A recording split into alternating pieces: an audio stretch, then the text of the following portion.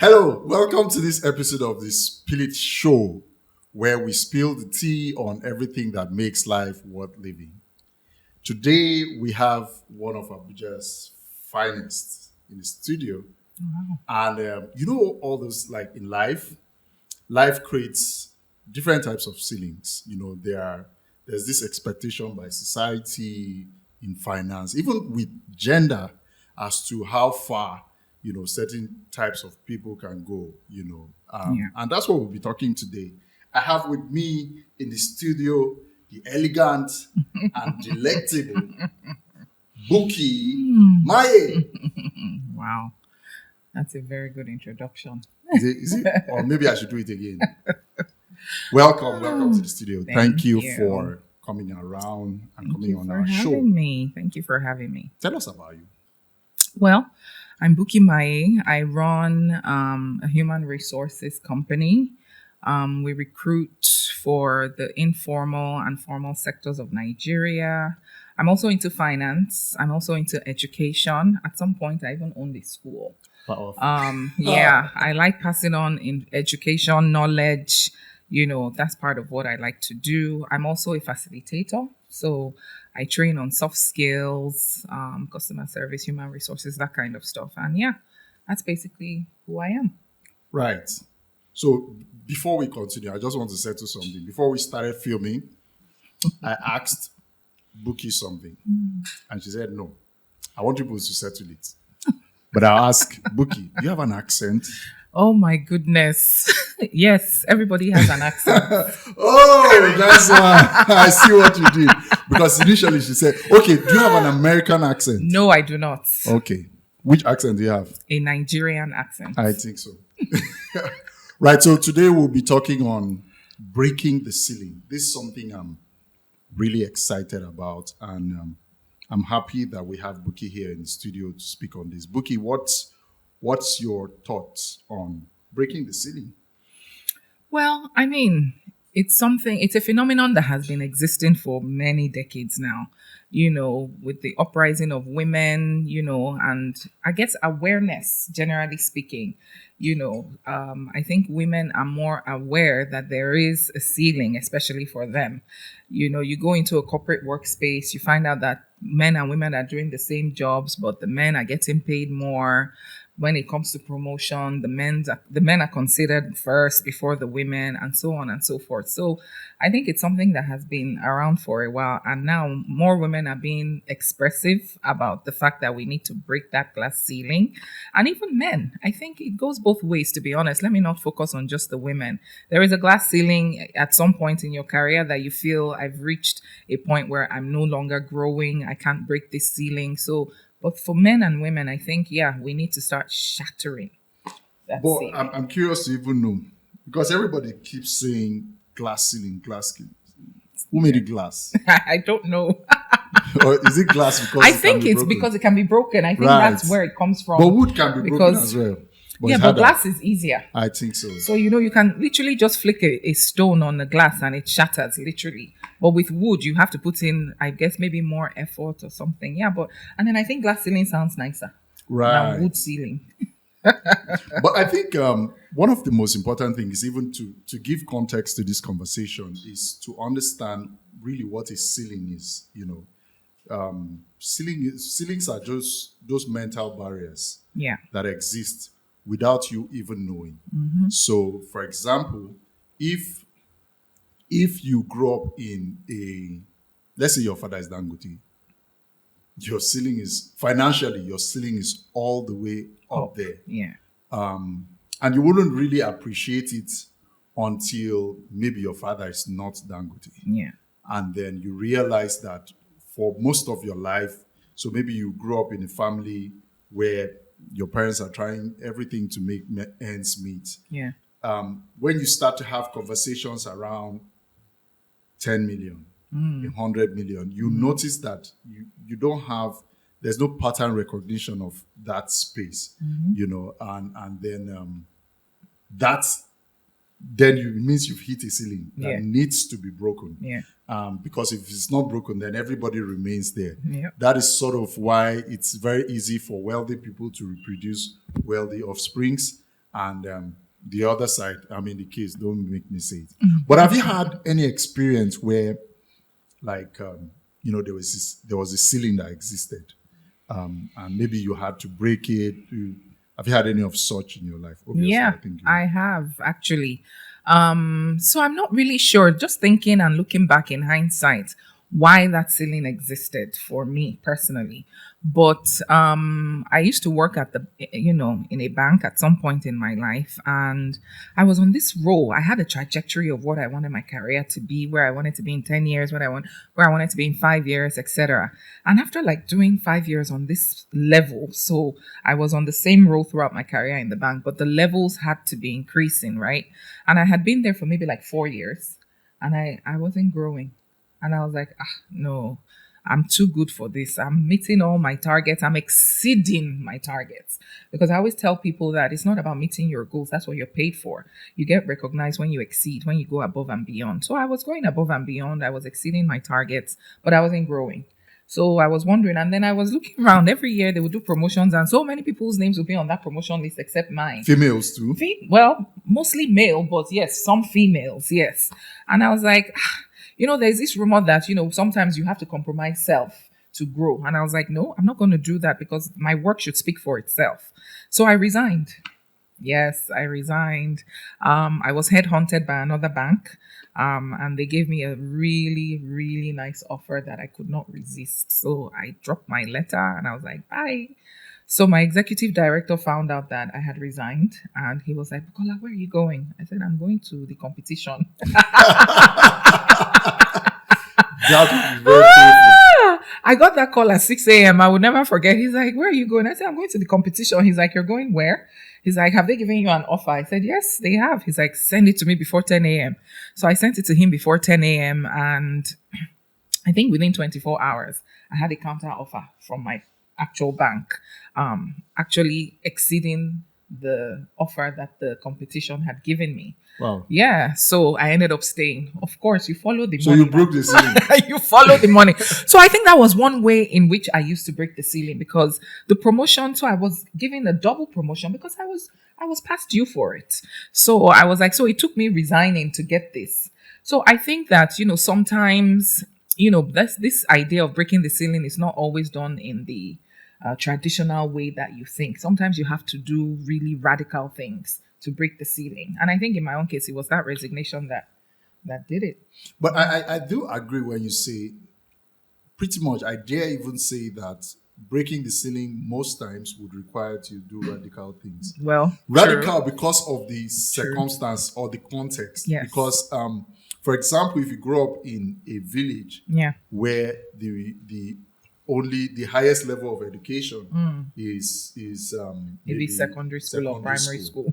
And then you are trying to do a PhD. Oh, wow. Yeah. That's radical. Yeah. People are going to look at you like what's wrong with him? He's crazy. Yeah. Like, why are you trying to do that? And I can imagine, like, in the bank, trying to say, yo, I'm going to get to this level. Yeah. Some of your friends will probably just tell you, Omo, don't bother. They're doing too much. I'm doing Can't the most. You see? And even leads me to something I've observed. Thank God that you brought it up in the workplace. It almost seems like, so if we do the ratio of successful entrepreneurs, gender-wise, you have more men to women. Okay. Even with a ratio as high as maybe 5-1. Wow. Or even in present day. This data, I mean, it's changing. Okay. But take in the West, yes, a lot more. But in Africa, we're still the circumstance, like in every industry, you find out that you will count maybe 4 people that are successful at the top. Yeah. Before, like, 4 men. Before you find a woman. Or maybe so sad. 2 women. Why do you think that is? It's the environment in which we find ourselves, really. I think in this part of the world, we're still coming to the idea of, we had slave masters, and that slavery mentality, it's just been 60 years. How old is Nigeria? It's still very much in us, so even though we don't realize it. Because even when I look at recruitment, from a domestic perspective, the way employers treat their domestic, it still has that slave master, slave ideology, so to speak. You don't feel like your employees deserve certain things that are not even, I wouldn't even call them benefits. There are things that should be pari passu with the job. They're part and parcel of the job. They are not. You are not doing me a favor by giving me these things, but we still have that mindset. So that obviously will still play in a corporate environment as well, where the man is the lord, he's the head, he's the master. The women are supposed to be in the house taking care of babies, raising children, etc. So it's going to take a while for that mindset to change. It's changing. Let's be fair, it is changing, but at a very slow pace. But with the explosion of the internet, everybody can see what is happening, best practices worldwide. I think that is helping change that narrative a little bit. So let me even just share this. Thank you for mentioning that we are not reaching out to learn. So it means that you need enlightenment to be able to break ceilings, right? You were leaving the bank, you were headhunted. Yes, I was. And they gave you a fantastic offer. And you are like, hey, is this my value in the marketplace? Yes. I'm leaving you people. Yes. And then your guys countered it. Yes. If those guys did not create that offer, maybe you would have been second guessing. And a lot of people second guess. It's like, am I sure? Yeah, I was sure. You were sure? I wasn't second guessing. You're badass. I knew my worth. I'm badass. I'm real badass. I'm not your average, honestly. I knew my worth, and that's why I knew it was either time to leave or do something really crazy or drastic, because I was like, I know my worth. I have a master's degree. I'm very smart. I'm hardworking. I deliver on the job. I go above and beyond my call of duty. I'm professional and I get the job done at the end of the day. So what is not to promote? Do you understand me? I know my worth. And I always tell people, know your worth. Because when you know your worth, you can't come and bamboozle me. You can't sell me cheap. So in fact, when that offer came from the bank, I was like, well, I'll take it just because maybe, I'll manage it. That's the level of pride. Confidence, I would say. Okay, it's yes, confidence. It wasn't pride. It was confidence. Maybe your boss was interpreting it as, this one is just proud. Well, to each his own, but I knew I was being confident. I knew my worth and I was ready to go to whoever was ready to appreciate that value. Yeah. So now back to our wealth creation discussion. Yeah. And then, because it's a ceiling that I think needs to be addressed. Yeah. Creating wealth is not a function of whether they're on paid employment or it's not. It's not. Running a business or being in paid employment is just the first steps in creating wealth. Yeah. There was a video I did. I think they're now having me to host the second time. They only have me to host. Well, I wanted to say, but they know I'm not so good a host, right? That's why they bring me every time to come and host. But what I'm saying in essence is we have a video where I spoke about this in detail. So you could watch the video on money. Okay. Making money is just one of the ways. You don't create wealth by just making money. Whether you run a business or you're in paid employment, that's just one way. I think in Africa, we have that sense. It starts with the slave master mentality of employers, thinking that, hey, you are the lord over your people. Yeah. So we don't have discussions about. So what's even another ceiling is what's stopping us from having, our people on our team. What's stopping them from owning part of the business? That's a ceiling. Nigerian employers have left the group chat. That's a ceiling. They have left the group chat. Feel like people should always be under our control. Yeah. Which is a slave master mentality. Yep. But most importantly, how has it been doing business as a woman who wants to get to a certain height in Africa? It's been tough. I won't even lie about that. It's been really tough. Before I even talk about when I started business, when I was still in paid employment, that ceiling was still very much prevalent because as a banker, so banking is basically split into two. If you want to look at it from a holistic point of view, you're either in sales and marketing or you're in operations. I was in sales and marketing because, I can bring in the business. So that was, I do. I can sell ice to an Eskimo, yes, I can sell. I'm a good salesperson. So even in the, formal sector where I was working in a bank, I faced those issues where you would go to a clients, soliciting for their business, bringing in value. You have a full-fledged proposal. You're saying that I've identified the gaps in your office, in your company. These are the solutions I'm bringing to closing those gaps. And then, because obviously you are meeting a man. That is already established. We've said that in the top 5 people in the organization is going to be a man. So 9 times out of 10, you're going to talk to a man. You're trying to sell this thing to a man. And, sometimes they want to change the subject or they want to change the dynamics of the reason why you've come. So that existed in, when you were working in a formal sector. Now you're working as an entrepreneur, a business owner. You're still going out marketing, trying to get people to buy in your business. And it's still the same issues. Wow. It's still the same issues.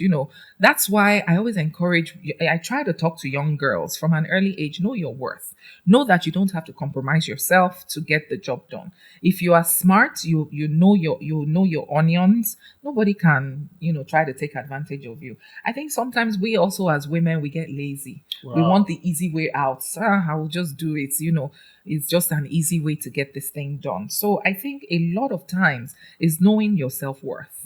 But you can't have self-worth if you've not upskilled yourself. So it's not enough to just say, I have a bachelor's degree. And then what?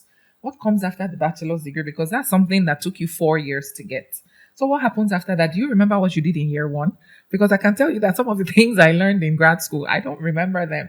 But the only way you can continue to add value, even to yourself, is to continuously upskill yourself. Yeah. So don't stop at, I learned this thing 4 years ago. Okay, this thing that I learned 4 years ago, what is happening with it today?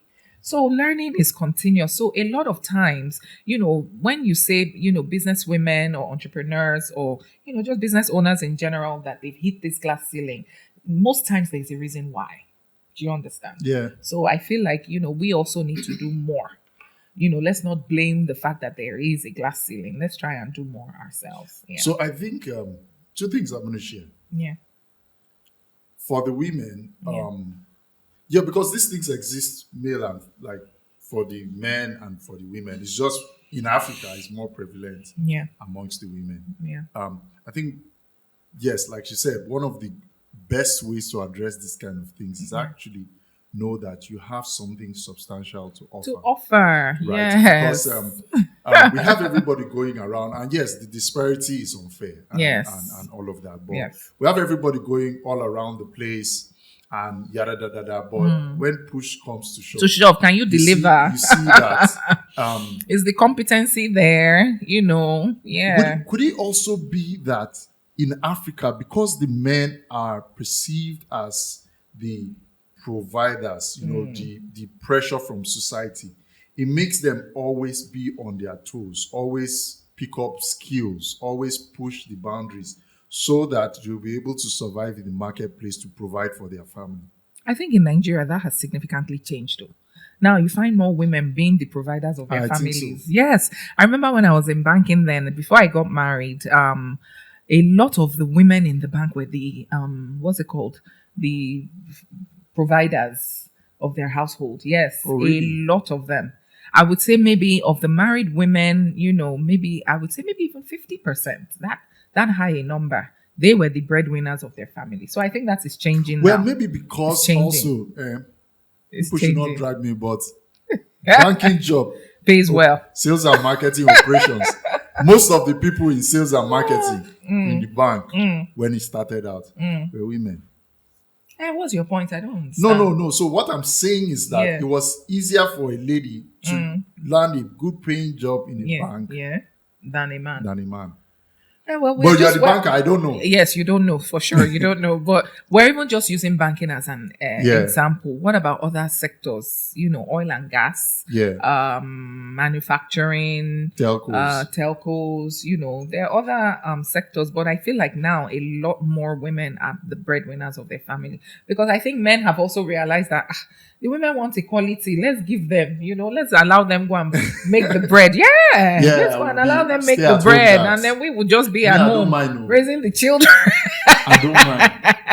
I can carry baby on your back. Yes. Really? Can you breastfeed though?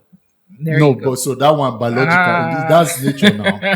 But if you let me not lie. I'm not one of those men. Definitely. There are people like that, but I'm not one of them. We'll be here struggling market share with these women.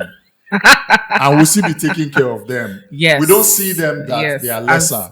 Yes, or as competition. All of us were in the market. Yes, and the market is big for everybody. It's big for everybody. It's big for everybody. Let me say this thing. Yes. Have you ever experienced it? Like I have, but for example, you're walking past, let's say a Mercedes store, and then you just feel like, let me not go there. Let me not go and ask how much it is. Have you experienced it before? I have.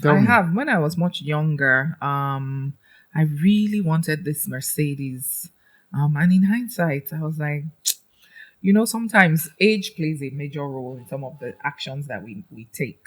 So I really wanted this Mercedes. I was in America at the time, and I passed by the car dealership.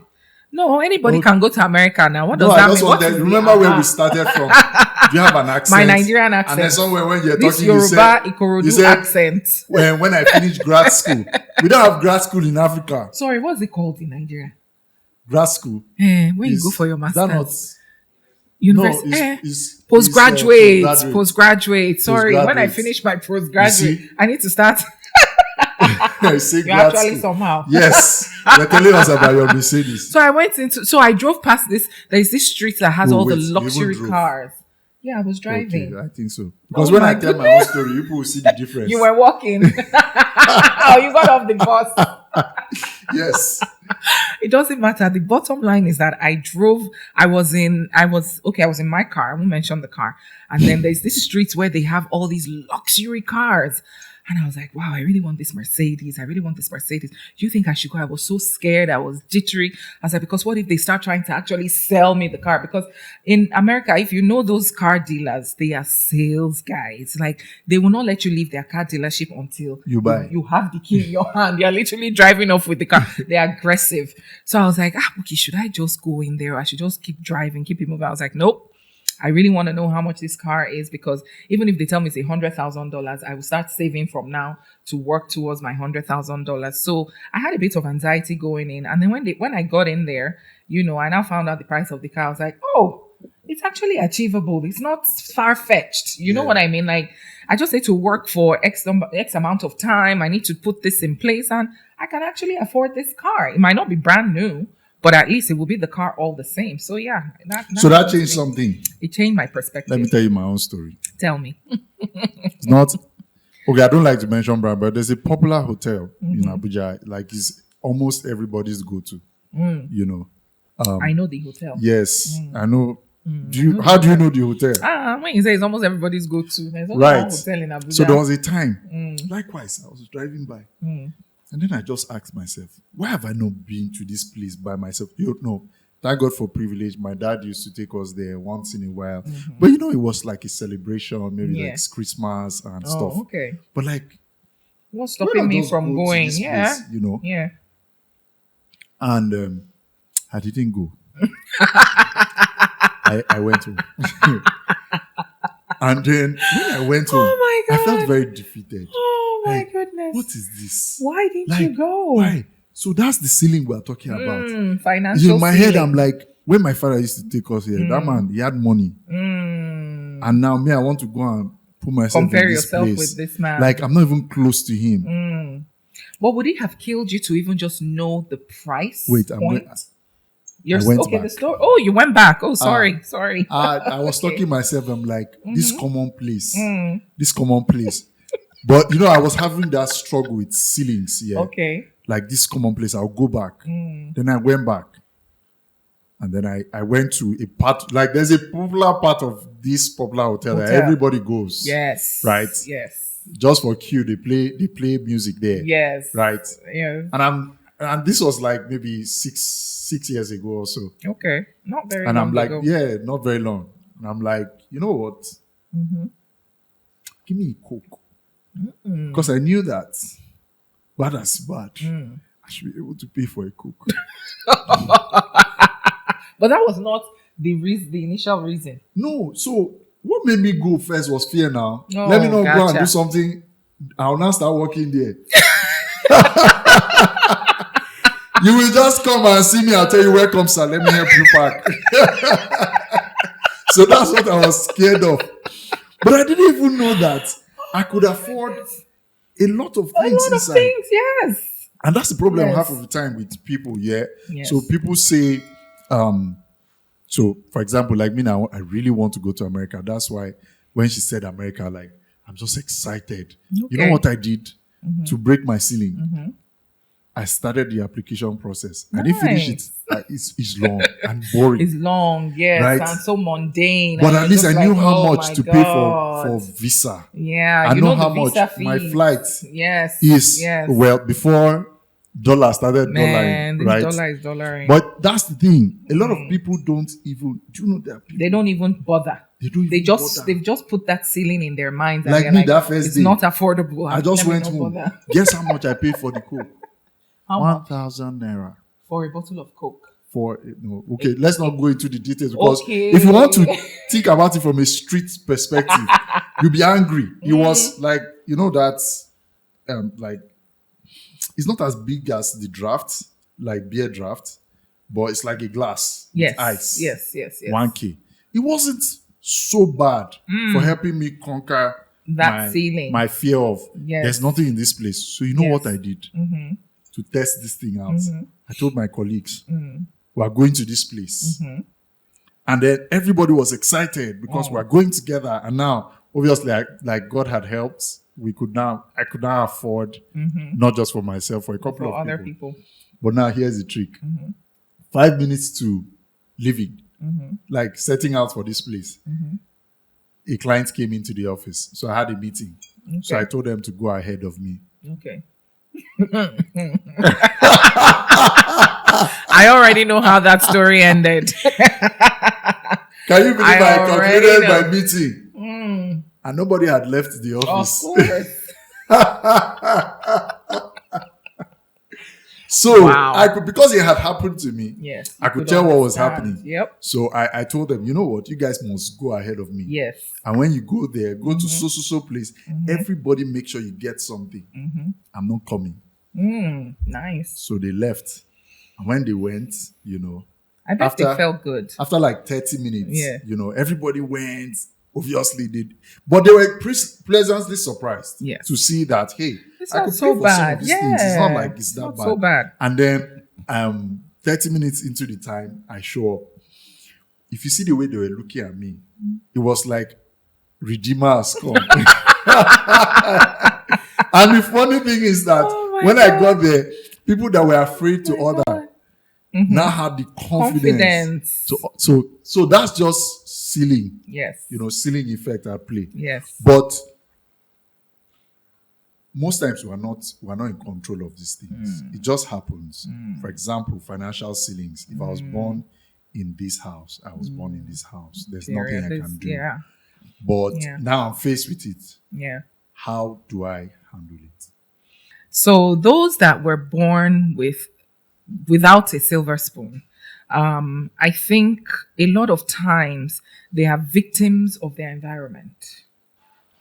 Because when you look around you, everybody is the same.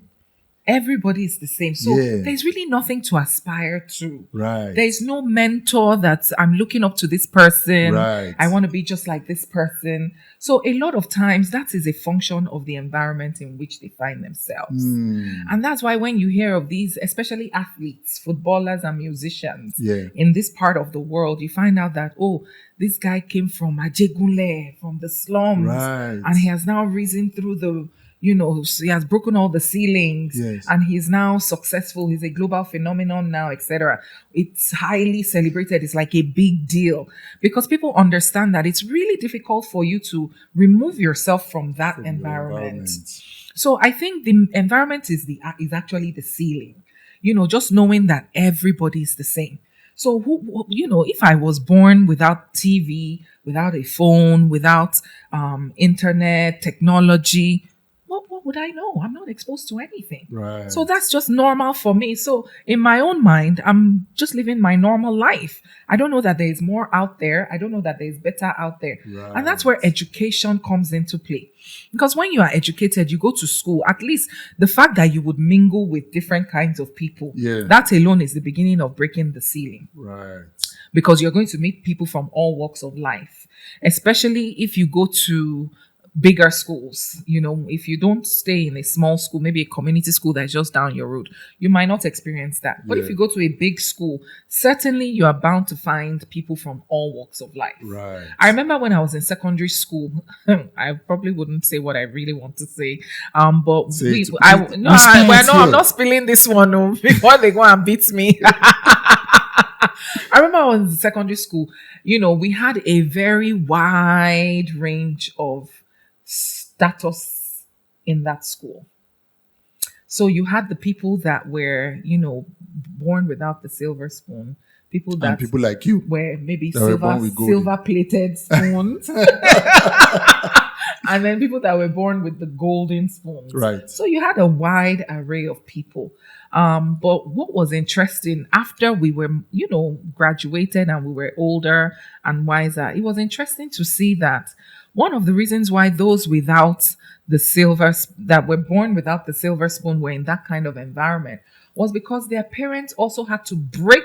They were intentional. You understand? So it was not really affordable for them, but they said, you know what? We don't want our children to repeat this cycle. Exactly. It's starting to look like a generational thing. So we want to break this cycle with our kids, and we're going to put them in a particular environment where, they can mingle, at least network, and achieve something better than we have. Right. So a lot of times I think you have to be intentional about it. Just believing that I can be more. I can do more. I can achieve more. There has to be more out there. And then that's the drive that helps you push and breaks that ceiling. So would it make sense if I said that breaking the ceiling is a function of imagery or visualization? Because when we say, for example, you said there's got to be more out there. Yes. You have to see. Yes. Right? Or imagine. Hilton. But you can't imagine what you don't have a reference. Right? So, for example, if I see, you spoke about sports. There's a picture that went viral. Mbappe. When he was growing up, he had a picture of Cristiano Ronaldo above his bed. It's very easy that the young man is 19, I think, or 20. About 20 now. Right? And he's already doing what he's doing. Yeah. So he saw it and he believed it. And I mean, there's a concept called Thank God I know football, because you just dropped Mbappe on me like this. What I'm if I even just wasn't surprised. a Maybe it's because of, you wore Adidas. So that means you I have know to be a football. sporty person. Or maybe you're also trying to break the sports Maybe I'm trying to ceiling. break this. Oh my God. It brings me to what we call the social multiplier effect. Okay. Right? That behaviors, like with the advancement of technology, there's an exponential increase in people's capabilities. Yes. And that means ceilings are being broken. Daily. When mobile phones came out, you remember? Like when they got to Nigeria. Sajem, Bird, yes. Motorola, all of those things. Yes. You can imagine where they are. And then you remember when like videos, like the channel O-ish, when they started doing like videos, those videos, you can't compare them to of course videos to of now. nowadays, Yes, right? yes. But, and then Troya came. There was a phone, the first phone Turaya, that had like video capabilities. Yes. Whoever thought I know that would be carrying mini computers in our pockets. Yes. To the extent where, now in Nigeria with Innocent, we're now assembling cars in Nigeria. Yes. It just means that the people that are coming, looking at Innocent, you could assemble a car. The next thing they're going to be thinking about in the next decade or two is we can actually make all the parts. Yeah. So that's the thing about ceiling, which makes it important for us to always have role models or mentors. Because when you have somebody that you are looking at, I look at Bukky has spoken about grad school. I'm like, that'll be great. I don't know about grad school. I didn't go to grad school. And I'm looking at, I'm going for my PhD I soon. think so. Yes, I'm going for my PhD soon. Is it what? that student you are trying to break to? I think so. Because there's this popular thing that Yoruba people like school a lot. Who said I'm Yoruba? Don't worry. You've assumed. Your name is because Bukky. of my name. You should have asked if I was Yoruba first. No, I asked behind the... Okay, behind the scenes. Yes, I am Yoruba. But yes, Yoruba people love education. It's from the Awolowo era, blah, blah, blah. I think so. Yes, but that's not even, for me, it's just a personal thing. I just feel like if there's still more to achieve, Bukky, what is stopping you from achieving Okay, so tell me. I'm in competition with myself. I think so. Yes, I am. I'm constantly competing with myself. But who are you currently looking at? Because it can influence why you are making the decisions you are making in life. Is it your dad, your mom, is there somebody that you look at their life? If I tell you this, you would laugh. So I have this very annoying friend. She's so annoying. I love her to bits. She's a doctor. And you see, when we go out and they're calling her doctor, I'm like, is it this stupid girl you people are calling doctor? No, they will call me doctor too. Two of us will be doctor. If she's a doctor, I'm also going to be a doctor. So that's why I'm telling you. But you know because I know how stupid she is. Doctor, right? I don't want honorary. No, I don't want in a university. They will give I don't want you that. Don't want that one. No, I want the full. I want to go through the academic process. That's and nice. get my PhD or my doctorate. Yeah. It was nice having you on this episode. Thank you. I really enjoyed. Oh my god. Okay, so Bukky will play a game. Oh Lord. And it's very simple. I right? don't think so. No, it's very simple. Please go easy on me. It's very simple. I'm very competitive though, so let's go. Let's do it. I like the edge. Yes. Let's see. Do it. I'm going to say a couple of things in Pidgin English, right? Jesus. For those of us that are not from Africa, Pidgin English is our local English. Broken English. Yes. English on the street. Street English. Street English. So I'm going to say some things in Pidgin English, and you're going to say it in your own English, since there's no accent, whatever it is. Are you ready? Whew, I'm ready. Who belleful go hungry? Say it now. Who belleful go hungry?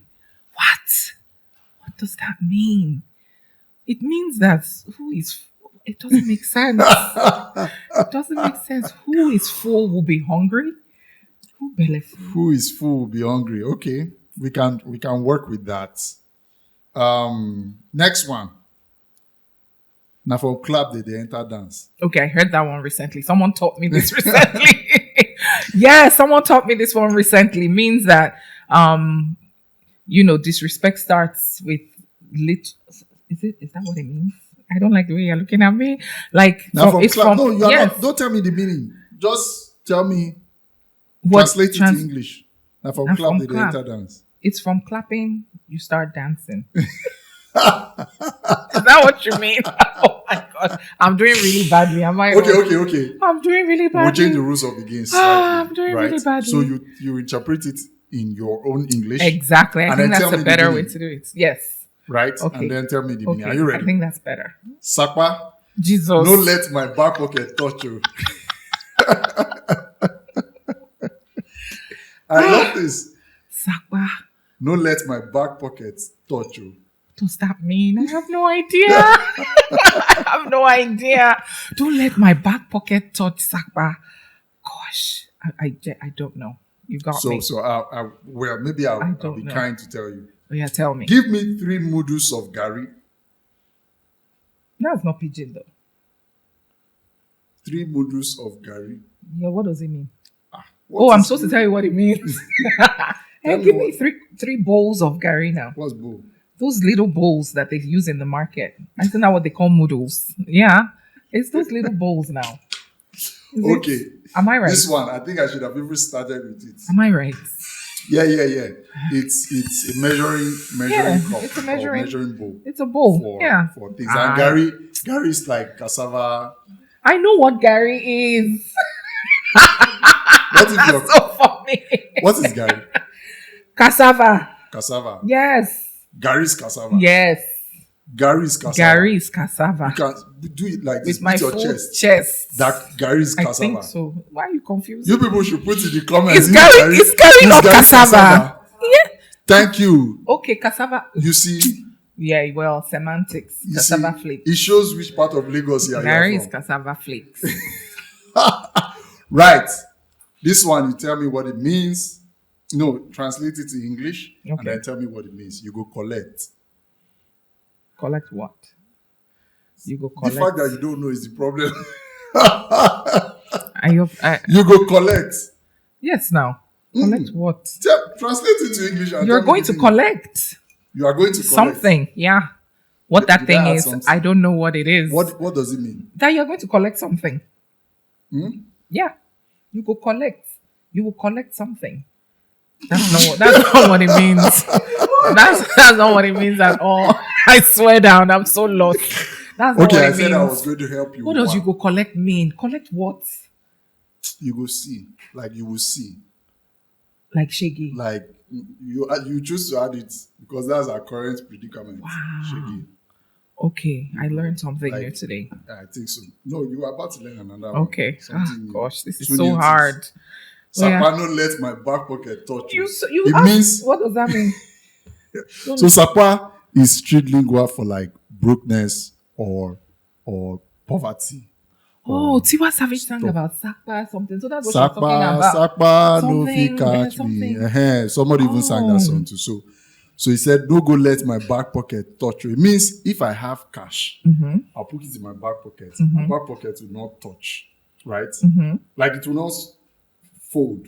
Okay. So like the cash will be the obstacle. Oh. So poverty, don't go and let. Oh. You wow. See it? So okay. I've learned two things. So. You go collect and Sakra don't. And you let Mudu too. I told you what Mudu is. I knew what Mudu was. And I told you what Gary is. Wow. No, I knew what Gary was. And then who belefu? So what's that one? That means if you have everything that you want now, seasonal. Oh. Everything can go away. Oh. Wow. So that means if you are hungry now, you will still be full later. You can be hungry later. So it's like you came to me and I helped you do something. Okay. And you think I'm that's not being arrogant. Yeah. Right. I mean okay, and who belefu? So say it again. Who belefu go hungry. Oh, nice. Okay. Right. So I've learned that. This is cute. Thank you. Thank you for this season. So we're now going to play 3 random things about you. Random. Never heard. Never heard. Okay, maybe heard by some, but random. Like random things about you. Random things about you is that I'm actually very shy.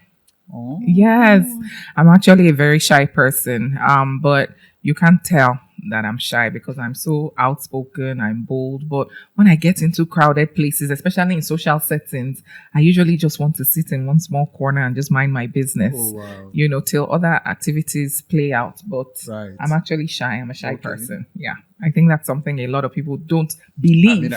They still don't believe it. And yes, they don't. They will never believe it because I'm so outspoken. I'm so bold, but I'm actually very shy. Okay. 2. That's one. The second thing is that I'm actually 6 feet 2 inches. So when people see me, they're like, you are 6'7", 6'10", 600. I'm like, Jesus, I'm 6'2".